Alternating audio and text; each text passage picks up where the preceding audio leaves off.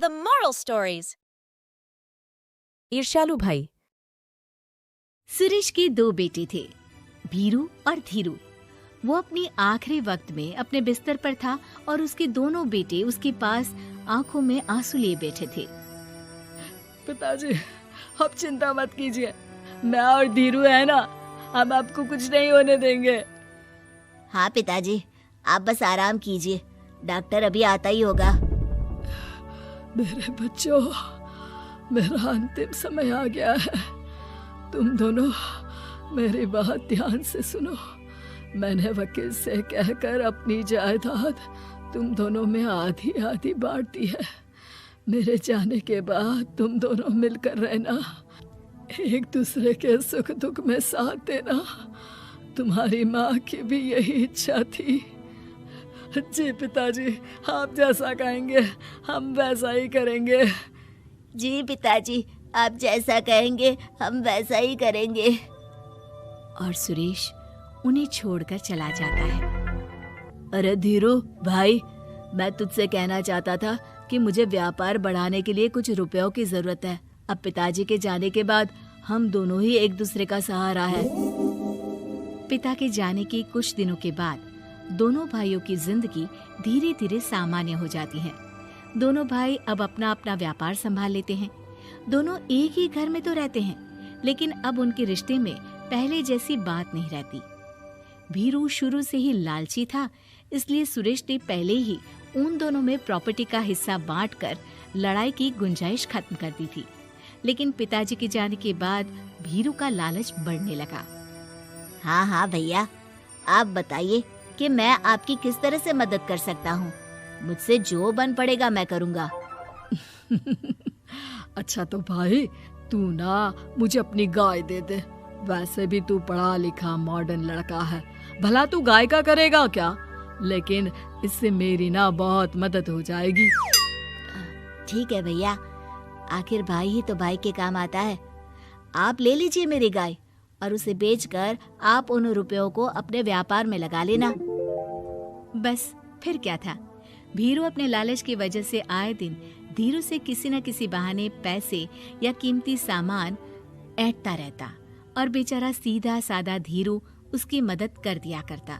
इसी तरह 2 साल बीत जाते हैं और दोनों भाई शादी कर लेते हैं। शादी होने के साथ ही अपनी बीवी के कहने पर भीरू अपना हिस्सा अलग कर लेता है। अब दोनों भाई अलग अलग रहने लगते हैं। अरे साधना, ये देखो, मैंने आज ही एक बड़ी डील साइन की है। ये शहर का सबसे बड़ी फैक्ट्री का मालिक है। इसके साथ व्यापार करके मेरे व्यापार में दिन दुनी रात चौगुनी तरक्की होगी। लेकिन इसकी बस एक ही शर्त है, अगर इसे हर हफ्ते सामान की पेमेंट नहीं दूंगा तो मुझे इसे जुर्माने के तौर पर बहुत बड़ी रकम देनी होगी। ये तो बड़ी ही चिंता की बात लगती है जी। अरे चिंता कैसी, मैंने पहले ही हिसाब लगा लिया है।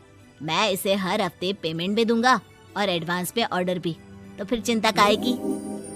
पास से गुजर रहा भीरू उन दोनों की सारी बातें सुन लेता है और फिर, अरे राधा, सुनती हो? उस धीरू ने आज एक बहुत बड़ी डील साइन की है। ये सुनकर ना मुझे बहुत बुरा लग रहा है। भीरू उसे सारी बात बताता है। तो ऐसे हाथ पे हाथ रख के गुस्सा करने से क्या होने वाला है? आप तो उस डील की कमजोर कड़ी जानते ही हैं, तो मारिए हथौड़ा। अगले दिन धीरू के घर में चोरी होती है और उसमें उसके वो रुपए भी चले जाते हैं जो धीरू डील के मुताबिक क्लाइंट को देने वाला था।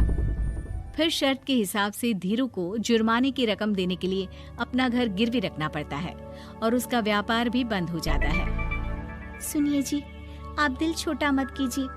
आप कोई ऐसा बिजनेस कीजिए जिसे आप जल्दी से जमा सके और कम पैसों से भी शुरू कर सके। आप फल सब्जियों का व्यापार शुरू कीजिए। तुम ठीक कहती हो, मैं कल से ही मंडी जाकर सब जानकारी लेकर आता हूँ। उधर भीरू और राधा धीरू की बर्बादी की खुशियां मनाने में लग जाते हैं और इधर धीरू खूब मेहनत करके फिर से अपनी आर्थिक हालात पटरी पर ले आता है। लेकिन फिर एक दिन, अजी सुनती हो, तुम यहाँ पर उसके बर्बाद होने की गलतफहमी में खुश हुए जा रहे थे और तुम्हारे भाई का फल सब्जियों का व्यापार बड़ा अच्छा चल निकला है। मैं अभी बाजार में उसकी दुकान देख कर आ रही हूँ।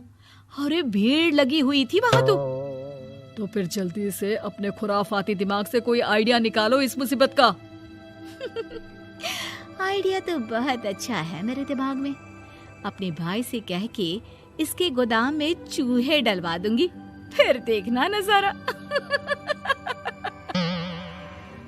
राधा की चालाकी से धीरू का ये काम भी ठप हो जाता है। अब धीरू और उसकी पत्नी के लिए उधार पर जीने के अलावा कुछ नहीं बचा था। बेचारा ईमानदार धीरू अपने भाई भाभी की चालाकी की वजह से बहुत बुरे दिन काट रहा था। मैं तो बिल्कुल बर्बाद हो गया साधना। पिताजी का दिया हुआ अच्छा खासा बिजनेस संभाल रहा था, लेकिन मेरी किस्मत ने मुझे यहाँ लाकर खड़ा कर दिया। अब तो खाने के भी लाले पड़ रहे हैं। कोई नौकरी भी इतनी आसानी से नहीं मिल रही। मुझे माफ कर दो, मेरे साथ रहकर तुम्हें भी ये दिन देखने पड़ रहे हैं। देखिए जी, आप दिल छोटा मत कीजिए।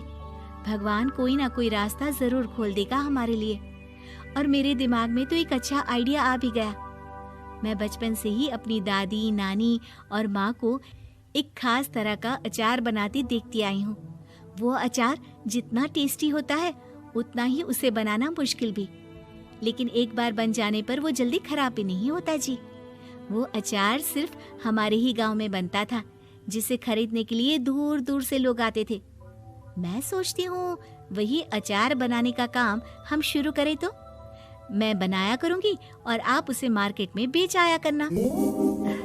साधना, तुम्हारी बातों से मेरे मन में उम्मीद जाग उठी है, लेकिन ये सब काम शुरू करने के लिए रुपए कहाँ से आएंगे?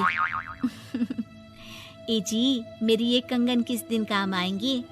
आप इन्हें गिरवी रखवा लो और जब पैसे आ जाए तो इन्हें छुड़वा लेना। साधना बाजार जाकर अचार बनाने का सामान लेकर आती है। फिर घर आकर सारे खिड़की दरवाजे बंद करके अचार बनाती है और धीरू उस अचार को पैक करने में साधना की मदद करता है और अगले दिन बाजार में बेच भी आता है। शुरू में सिर्फ 10 बोतल अचार ही बन पाता है, लेकिन उसे बेचकर हुए मुनाफे से अचार की बोतलें 10 से 50 और फिर 1000 और 10,000 हो जाती है। अब धीरू को अपने काम में मदद के लिए कुछ लोगों को भी काम पे रखना पड़ता है, लेकिन अचार अब भी साधना ही बनाती है और अपनी रेसिपी का सीक्रेट बनाए रखती है। अब देखते ही देखते धीरू साधना ब्रांड अचार आसपास के कई शहरों में मशहूर हो जाता है और धीरू के दिन एक बार फिर बदलते हैं। धीरू के पास अब भीरू से दुगना बड़ा घर, गाड़ी, धन, अचार की कई फैक्ट्रीज और नौकर चाकर होते हैं। धीरू की इतनी तरक्की देखकर भीरू और राधा बुरी तरह से जल भुन जाते हैं, लेकिन अब उनके खिलाफ उनकी कोई चाल कामयाब नहीं होती। सुनिए जी, मैं ना कहती थी कि आप हिम्मत रखिए, एक दिन भगवान हमारे रास्ते जरूर खोल देगा। और देखिए जी, आज हम कहाँ से कहाँ आ गए। ये सब तुम्हारे फौलाद जैसे मजबूत मन की वजह से हो पाया है साधना, वरना एक समय मैं तो हिम्मत ही हार चुका था। तुमने न सिर्फ मेरा हौसला बढ़ाया बल्कि बिजनेस में मेरा साथ भी दिया। जहाँ एक तरफ धीरू और साधना अपनी मेहनत और हौसले से बहुत तरक्की कर चुके थे, वहीं दूसरी तरफ भीरू और राधा के लालच और धोखेबाजी की वजह से वो इनकम टैक्स वालों की नजरों में आ चुके थे। भीरू के एक घर पर इनकम टैक्स वालों का छापा पड़ता है और भीरू को काला धन जमा करने के आरोप में जेल जाना पड़ता है।